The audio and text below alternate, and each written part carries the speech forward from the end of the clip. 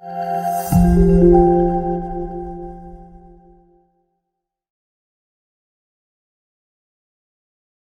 is up, everyone? Welcome back to the Binkz and Doodle Effect. I am one of your hosts, Binkz, and alongside me, as always, Mr. DrewskiDoodle. How are you this week, Mr. DrewskiDoodle? I'm feeling pretty good today. How about you? I'm feeling really, really good today. It's been a week. Definitely been a week for sports. Got more injuries in football. We got Major League Baseball, the playoffs. We're in the divisional series. A lot of fun stuff. We have the NHL draft going on. We'll definitely touch on that. And I see that it looks like you're wearing a Ranger jersey, Andrew. And Oh, you know it, brother. It's a big day for this franchise. Yeah, we'll touch on all that. It's gonna be big. So as usual, Rogue Energy is one of Lividity LLC and Lividity Gaming's biggest sponsor. Rogue Energy is a premium energy drink. It focuses on supplement designed to optimize your mental and physical performance. Rogue Energy is a healthy way to increase your natural energy, sharpen mental focus, reduce fatigue, improve alertness, facilitate creativity and learning. If you use the code GETLIVID, you'll get 5% off. Get a starter pack. It usually comes with a shaker, like one of these. They have a new flavor, green apple. Absolutely delicious. I am drinking right now blue raspberry, one of my favorite flavors in like anything, like Jolly Ranchers, Rogue Energy, blue raspberry. It really is delicious. I love it. But I definitely want to inquire about green apple. I know, Andrew, you would want to do the same for the green apple. But use the code GETLIVID for 5% off your entire purchase. We definitely recommend the starter pack. You get like 5 packets. They're one serving. You'll get a shaker cup. You get to try out the flavors for a cheaper price instead of buying a tub. It's definitely worth it. Try it out. See how you feel. If you're a gamer like us, Rogue Energy is definitely a healthy drink for you to do. It's way better than Red Bull and Monster and all those other energy drinks that are being pushed. But moving forward, we have Major League Baseball playoffs. Yes, we do. We touched on this last week. My Indians, we were all hyped, about to go to the World Series. They didn't even win a game, and the New York Yankees beat them in 2. Yeah, they looked like shit. In the Yankees' defense, not in the Yankees' defense, but the Yankees. To their credit, they played well, and they are playing well. They look like they are honed in. They look like they are focused. They know what they have to do. They had a great comeback against Cleveland to win. I think it was game 2 where they had the comeback. But yeah. Props to them. I know they won game 1 against Tampa. I think Judge who hit a grand slam in like the later innings. Stanton hit a grand slam. Yeah, he blew that game in the top, opening the top of the 9th. Yeah, put them up by 5 or whatever. Yeah, I think they won like 9-4. So and good for them. I mean, Tampa Bay throughout the regular season played the Yankees good. I think Tampa's a good team. They're Yankee kryptonite. And they're if the Yankees can get past Tampa, I think the Yankees go to the World Series. Yeah. I mean, as we speak, the Rays are winning 5-4 in the bottom of the 4th. That was just 5-1 20 minutes ago. So yeah, that's happening. The Yankees are a great team. Yankees are a great team. The Braves beat the Marlins. They took game 1. Who do you think at this point, now that we got the wild cards out of the way, who do you think is a World Series vision right now? Because you said the Padres and the Indians are no longer a factor. So I'm still taking the Padres, but I'm gonna say Padres-Yankees because I don't think whoever wins Houston-Oakland has a chance against whoever wins Tampa-New York. I think that it's not even close. I agree with that. I think whoever wins the Yankee-Tampa series is going to go to the World Series. And I say the same about the Padres and Dodgers, and then the Marlins and Braves. Whoever wins Padres-Dodgers is going to win the NL. Mm-hmm. But, man, I want to see Tatis win a World Series. Screw the Dodgers. I would love to see the Padres win. I really don't want to see the Dodgers win, to be honest with you. I would rather them not. I would much rather see the Padres and Tatis win. Hell yeah. I say that, but then again, at the same time, I will be happy with any team other than the Yankees winning the World And the Series. Astros. I don't really consider. I don't think the Astros have a shot. So, really, the only team I'm rooting against right now is the Yankees. I just don't. I don't want to see them. I don't want to see them get another ring. I don't want to see them in the World. I don't even want to see them in the World Series. I hope Tampa beats them and knocks them out now. But with my luck and my rooting in sports, I there's a gut feeling that the Yankees are going to go to the World Series just to make my life miserable. But yeah, it's really looking that way. I'm really leaning Padres Yankees here. Yeah, it's unfortunate. Which will be a great series. That'll be a great series. But moving forward, not really much going on in baseball other than that. We have the NHL. We have Henrik Lundqvist, the King, one of the greatest goaltenders ever to play the game. Was bought out, and he is no longer a New York Ranger. And that was a rough day. It was Monday, last Monday, I think. That was a rough day. Or it's Wednesday. I think it was Wednesday. It happened the day after we recorded last week. Yes, yeah, it was. Yeah, that was a rough day. Because we talked about it last week. It got confirmed right after we ended. Yeah, literally the next day. Yeah. It was tough. I mean, as a lifelong Ranger fan, growing up, I don't really remember another goaltender other than Lundqvist. Like, if you ask me who was the goaltender before Lundqvist, I actually don't have that answer for you. And I consider myself a huge Ranger fan, but like growing up, I only remember Lundqvist. You had a couple guys rotating in and out. Nobody that big in between Richter and Lundqvist. At least not like too big. Because I mean, it was only a just under a 10-year gap between the two. I think. Once I ended 96, I think. But what can you say about the guy? He's got 460 wins. And the only reason we don't have him anymore is one, because of cap space, and two, because we have a great problem in having too many great goaltenders. If it wasn't for Shesterkin and Georgiev, he'd still be on the team. I'm hoping he goes somewhere to win a cup. All signs are currently pointing to Washington. There's a lot of good goalies on the market right now. I'm torn on where I want him to go, because in the East we see him a lot. But if he goes to the West, I have this thought in my head that if the Rangers have a sixth season, they end up playing him in the Cup, and I will die inside. That would be my worst nightmare. You'd be conflicted with wanting to see Henrik win a Cup. I truthfully think I would end up rooting for Lundqvist. I don't want it to come to that. No, I would be the opposite. I would definitely be the opposite. There is not a part of me. Listen, I love Henrik Lundqvist, but if you're not a Ranger anymore, you're now the enemy. And like, as much as I want to see him win a cup, I want to see a team I root for win a championship more. Yeah, I don't know. If that happens, I'm just gonna jump into traffic. Honestly, it would be a tough situation. Reasonable. Yeah, it would definitely be a tough situation. But I have never seen a team that I root for, like adamantly, ever win.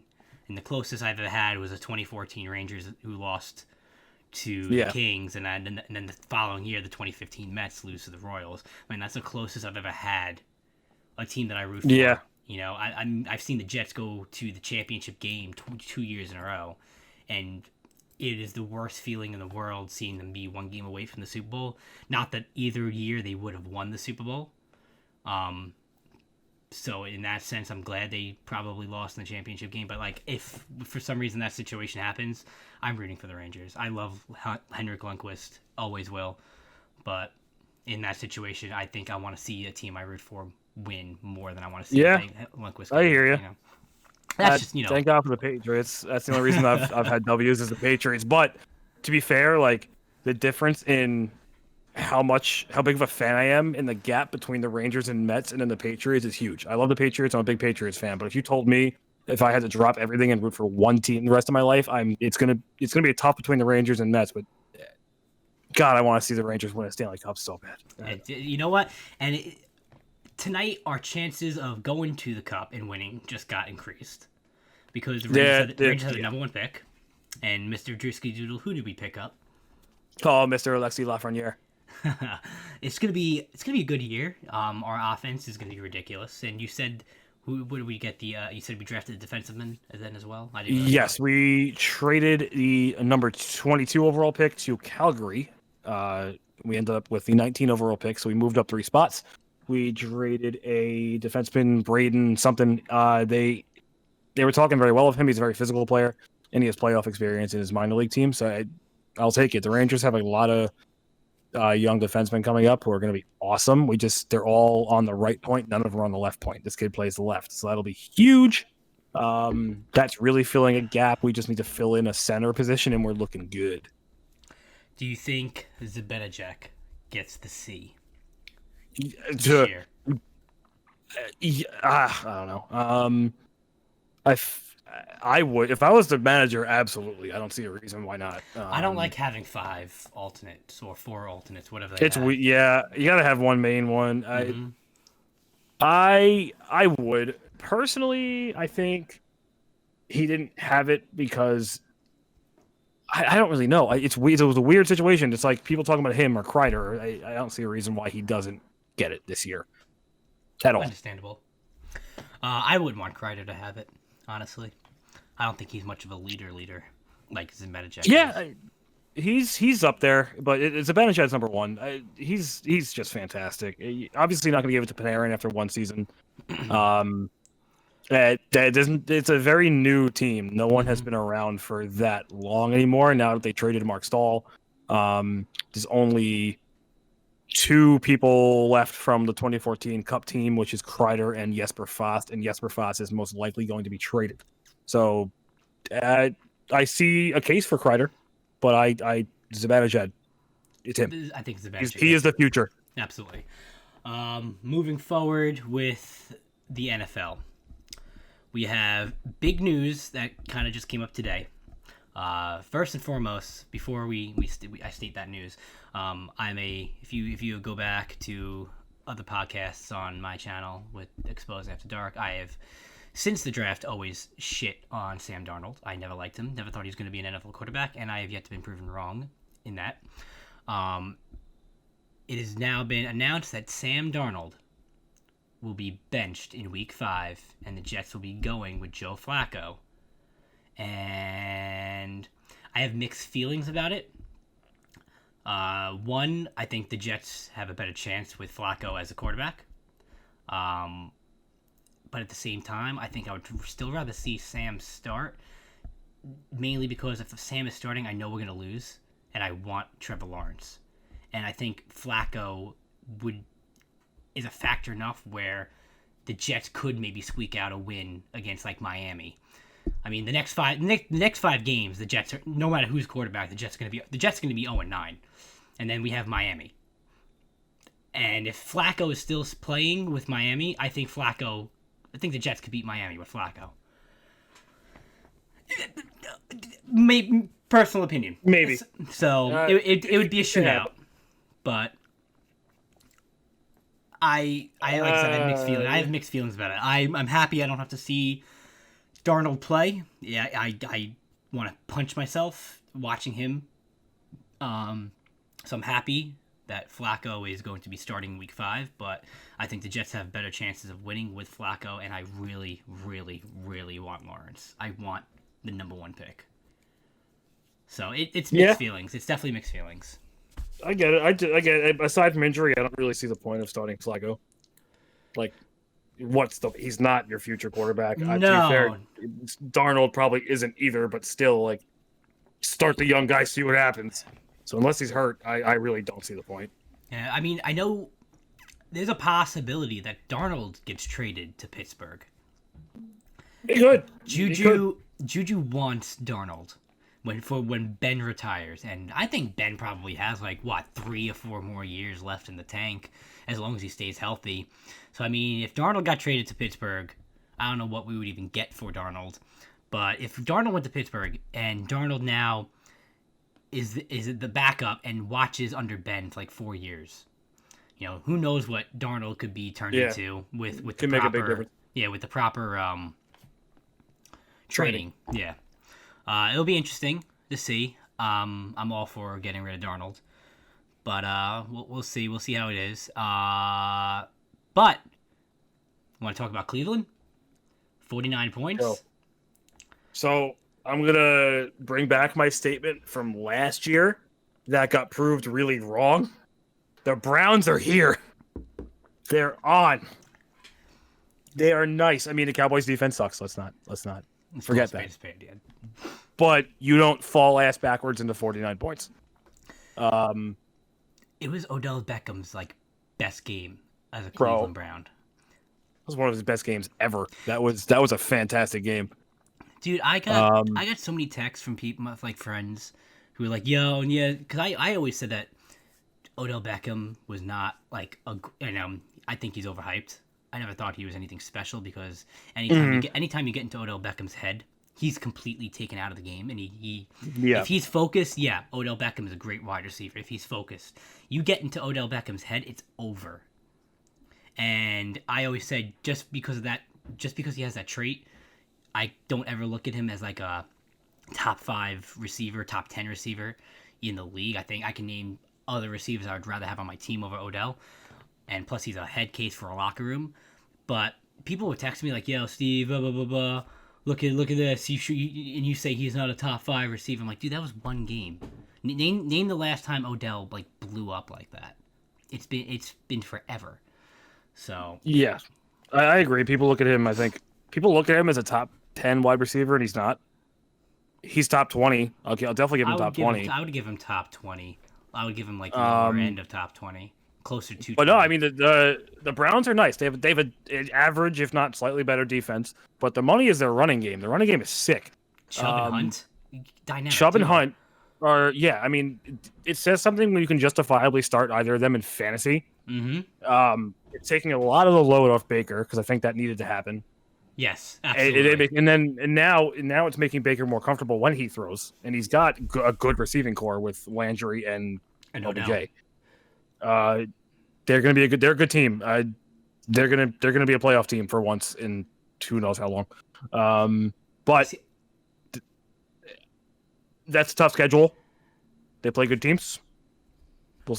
Again, it's going to fall back on Baker at some point if the running games get shut down because we all know what just happened. Chubb just went down 4 to 6 weeks. See, I said just like with Darnold in that draft, I don't think Baker Mayfield is going to be an NFL quarterback as well.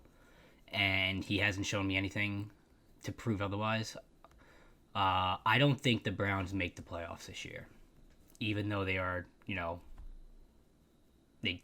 you score 49 points. I mean, we've also seen the Browns do like nothing, can't produce anything, and a lot of that does fall on Baker. And I think Baker is more of an image than an actual quarterback. I mean, you see all the Baker Mayfield commercials, and he's a personality for the team. I don't necessarily think that Baker Mayfield is going to be the quarterback that'll turn the Browns organization around. Is he better than, most of the quarterback? I would say Baker's probably better. I would say Baker is probably like maybe top 20-ish. But I don't think he is.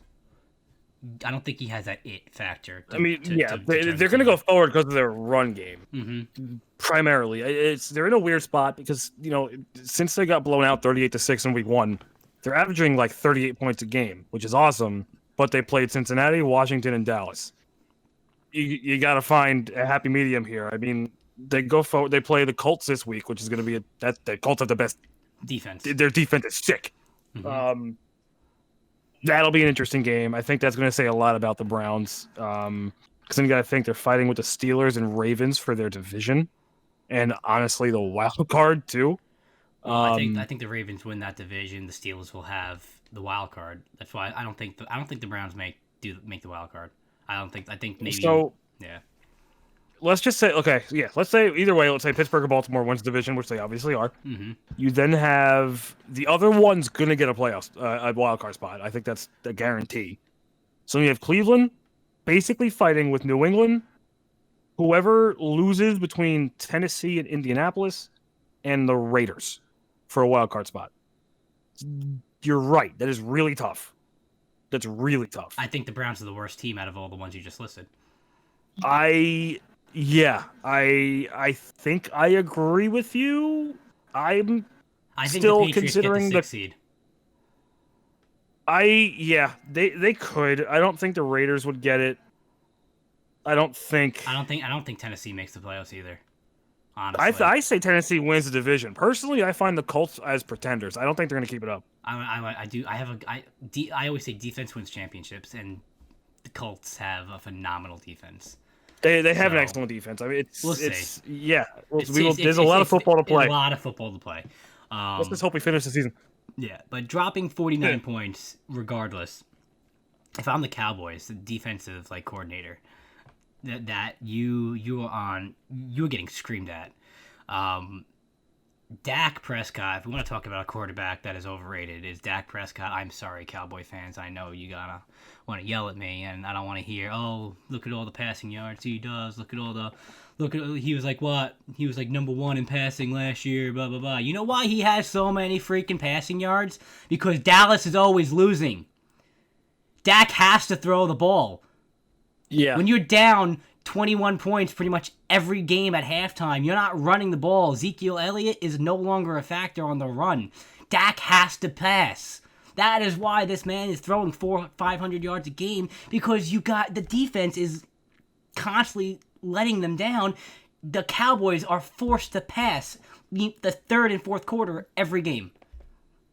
Yeah. That is why Dak has that many passing yards. Dak in no way, shape, or form has that clutch gene, and he continues to prove it. He drives them down, pick. Drives them down, fumble.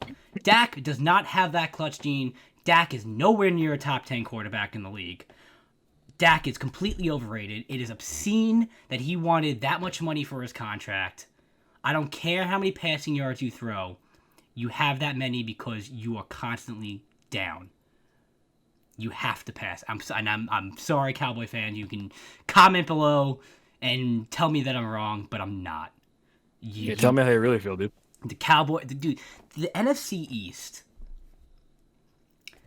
Oh, it's a dumpster fire. First place is 1 and 3. No. 1, 2, and 1. 1, 2, and 1. Yeah, I was gonna say the Eagles won.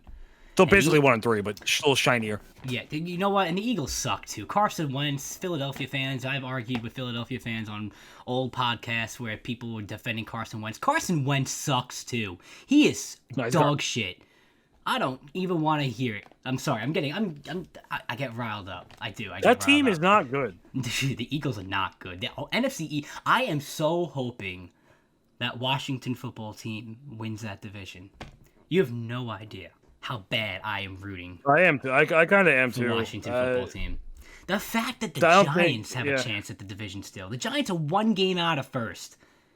And they're 0-4. And they're 0-4. That is pathetic. That is easily the worst division in football. And honestly, I think the Giants are one of the more talented teams in the division. I like their receivers. But I hate that division so much. I don't like... I mean, I want Dallas to do well because I have Zeke on my fantasy team, but I don't think they deserve it. I feel bad for Zeke. I think he's stuck in a terrible situation. Dak tries to do the whole thing himself. They're not using Zeke enough, in my opinion. And you have to look. I mean, they played one of their 4 games against a upper tier defense against the Rams, and they scored 17 points. So I don't know how much water can you hold when you're dropping 30 plus points on the Falcons and the Seahawks, who everyone was hurt. You can't. They're not good. It's bad. It's real bad. I mean, most of it's bad. It's an actual embarrassment for Dallas, if we're going to be real. If you look at Dallas's offense and look at the weapons they have Ezekiel Elliott, arguably the best running back in the league.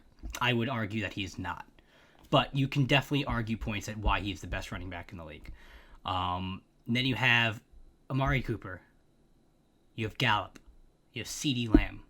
You have you have an offensive line that, granted, isn't as great wall of Dallas as it was, but it is still definitely one of the better offensive lines in the league. And then you have Dak Prescott, who sucks, but is still better than half the quarterbacks in the league. I will give him that. Their offense, they should not be a 1-3 team at all. No, and they're going to end up winning the division because like they have a pretty easy schedule. I mean, everyone in the NFC East has an easy schedule technically, but we'll see. That division's insignificant. Whoever wins it isn't going to go anywhere. No, whoever wins that division, it's only going to be one team from that division because the second place isn't going to be the wild card, and two, they're going to be a one and done. They're going to play in the wild card game, and it's over. But if you want to talk about good-looking quarterbacks this year, we have a rookie, Herbert. He looks good. Yeah, he kept up with Tom Brady. It looks like this man has been in the NFL for like years already. Like he just looks like he's confident in his throws. He's hitting his targets. He's not missing. Dude, they were up 24-7 on the Bucks. Yeah. And if it wasn't for the defense pretty much crumbling at the hands of Tom Brady, I mean, Tom Brady, he threw 5 touchdown passes. Great game by Brady, but I mean, I thought the Bucks would start 4-1, and then after this next week, I think their schedule gets a lot harder, and I think that's when they start losing more. But I did say the Bucks were going to start 4-1, and it's going to look like they are going to start 4-1. But looking now on that Charger game, I mean, it was very close. With the Bucks could have been 2-2. The Chargers definitely fell apart in the second half of that game. They did. But I may have overestimated how that Buck team. But Brady is on pace to throw 16 interceptions this year. I just want to point that out. I gotta do my dig on Brady. But if we're gonna talk about the Chargers, Eckler now also like Chubb, out 4 to 6 weeks, and how do you think that affects them, Andrew? I don't really care what affects them. I'm going to kill myself because on one fantasy team, I had Nick Chubb, Austin Eckler, and Saquon Barkley. But you hate to see that. You really hate to see that. I'm not going to talk about it because I'm going to cry. I think the Chargers are still in okay hands, though. They do have Joshua Kelly, who looks like he's pretty nice. You have the other one. I don't remember his name, but he's also on the team really good. Same thing with the Browns. You have Kareem Hunt. And then there's another guy some Johnson. Looks like he can handle Kareem Hunt's duties, and Kareem Hunt is moving to Nick Chubb's duties. If anyone could handle losing a running back, it was the Browns. And apparently the Panthers, because Mike Davis is fantastic. Dude, he's doing good. He looks good, man. Which kind of upsets me, man. When McCaffrey comes back, do you think McCaffrey continues to get as much work as he does? Or you think they start, rotating Davis in there? Davis has proved himself to be a great running back. I think they're definitely going to rotate him. I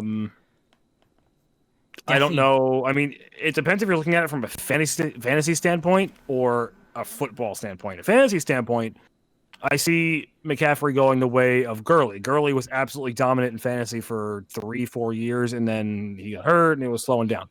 McCaffrey's is about to hit that point. It's not going to be as bad as Gurley right now.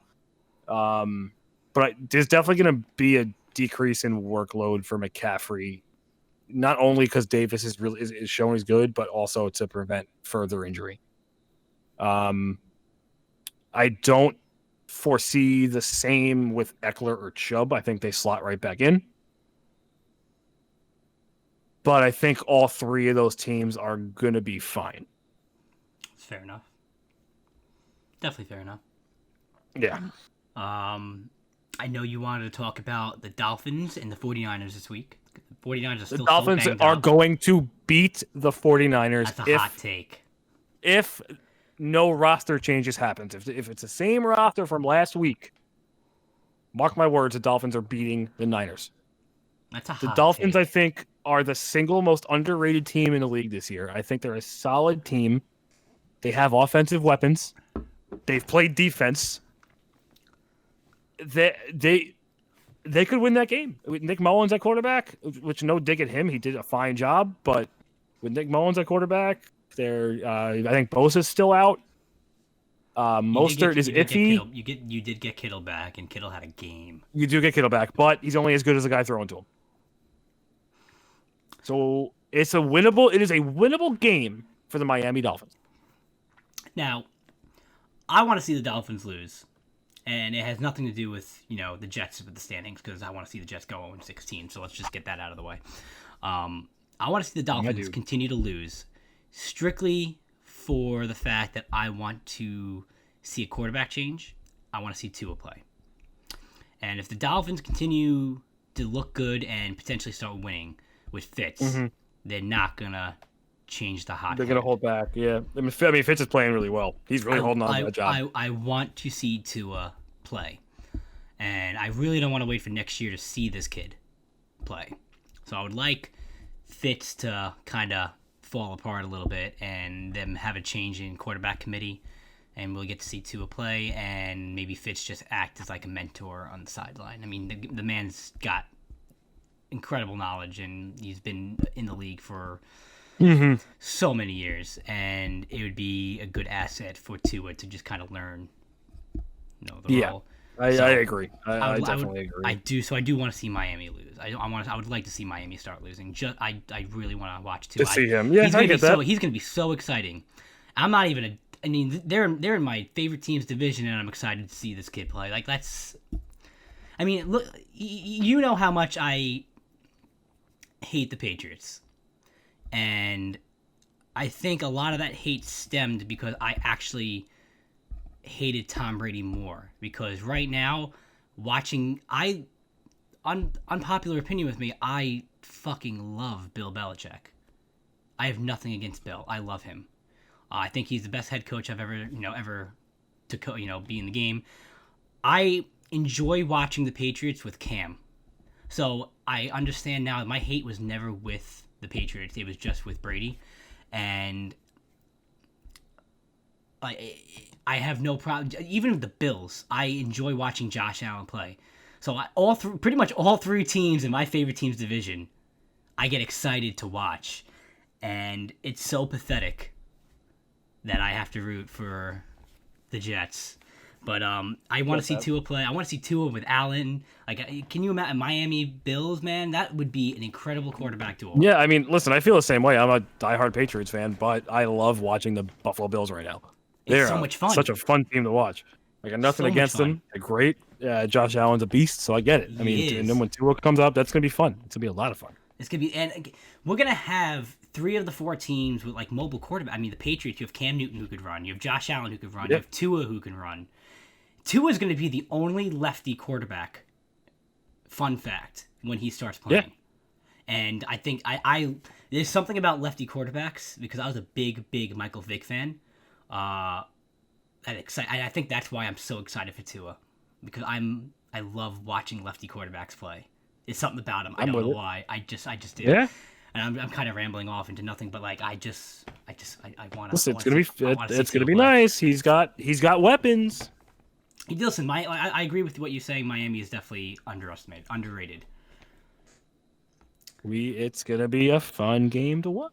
It will be. We'll see how it turns out. But closing in, some closing words. We have the Thursday night game. The Jets lost last week, which now makes me and Andrew on Thursday night games 2-2 apiece. Thank God, because I thought the Jets were actually going to pull that off. Dude, I was, for those who don't know, I referee hockey. I was refereeing a game.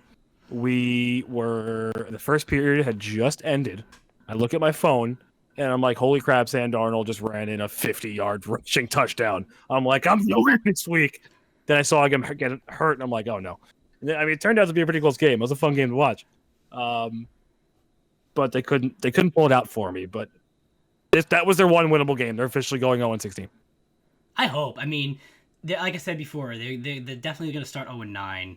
Miami is going to be a toss coin flip. Mm-hmm. I personally think that the Jets would lose both games. I think Flacco, like I said, I think Flacco makes those games winnable for us. But it also depends what's up with Le'Veon Bell. I mean, Le'Veon Bell is going to be back. He'll be back in like maybe 2 weeks or something. I mean, if they start utilizing Bell better, I mean, it's there. They just don't. But this Thursday night game is the Buccaneers in Chicago, and I keep saying that Chicago's record is a very misleading record because they are not a 3-1 team, even though they are 3-1. I think I think the Bucks destroy them. So my pick this week for Thursday night is going to be the Buccaneers. I agree that the Bucks are going to win. I think it's going to be a closer game than we think, because I do think the Bears with Nick Foles in are a decent team. Because I think his passing ability versus Mitch Trubisky will further help A-Rob. And even David Montgomery. David Montgomery is a very underrated pass catcher.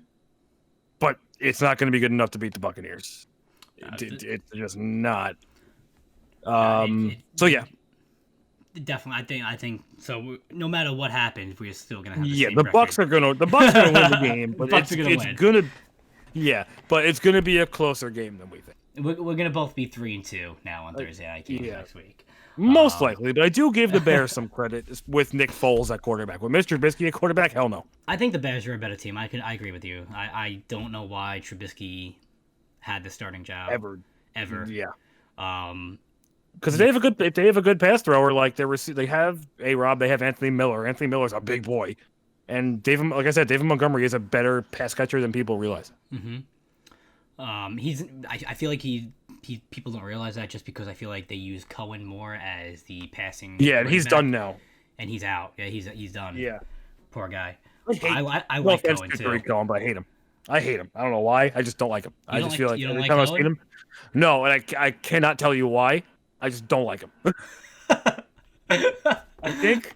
Tell me how you really feel. I had him on like a fantasy team once, and he was awful. I don't know. I just don't like him. I like Cohen. I like the small, fast guys. I don't know. I feel you. I do too. I like. Remember Sproles? I mean, Sproles was awesome to watch. I love Devin Singletary. Oh my god, I love Singletary. Dude, the whole Bills team, man. They just because I do like. They're just fun. I Cole Beasley, John Brown. Dude, Cole Beasley, man, is like Cole Beasley reminds me is like the wide receiver version of Fitzpatrick. I mean, Cole Beasley just does what he needs to do to get it done. He doesn't care how hard he gets hit. He is a football player who just wants to win, and he's going out there giving it to his best. Cole Beasley is a great slot receiver, and I just think of he's awesome. He's the wide receiver version of Fitzpatrick. Yeah, I see him the same way that I saw Danny Amendola when he was with the Patriots. He was just a guy. He didn't do anything flashy, but if you needed to convert on third down, he was right there. Exactly. You know where the ball is going. Mm-hmm. But I would like Josh Allen so much more if he threw to Diggs more. But that's a whole different topic for fantasy. But I think we're gonna wrap it up. You have any parting words, Mr. DrewskiDoodle, before we say goodbye this week? Yeah, I got 3. Let's go Rangers. Let's go Rangers. And I know a lot of people are actually mad. I'll touch on this real quick. A lot of people are mad that the Rangers got the number 1 pick, and I don't care. You know what? No, screw them. The Rangers have had 2 number 1 picks ever. This was their second one. I don't want to hear it. Yeah, ever. I don't care that we're like a playoff team and we got the number 1 pick. Like, I don't care. Like, screw you guys. Like, I'm so happy. There was 6 other playoff teams that could have got it. I don't want to hear it. Yeah, no, I'm happy. Let's go Rangers. Can't wait for hockey season next year. As usual, drop a like, comment down below. You know, you guys comment your. I want my Dallas and Philadelphia fans to comment down below and come at me on my hot take on Dak Prescott and Carson Wentz. They both suck. It'll entertain me a lot. Please comment down below. Hit us up on Twitter. Twitter, all our ads are flashed all, on the screen, info down below. Make sure you hit that subscribe button if you guys enjoyed. Turn on notifications. The Binkz and Doodle Effect is up every Wednesday at 3 p.m. If you guys are listening on wherever you listen to podcasts and not on YouTube, give us a 5-star review. We will read off any 5-star review and give you guys a shout out. And we appreciate all the support. And until next time, until next week, same time, same place, same hour. Peace out. Deuces.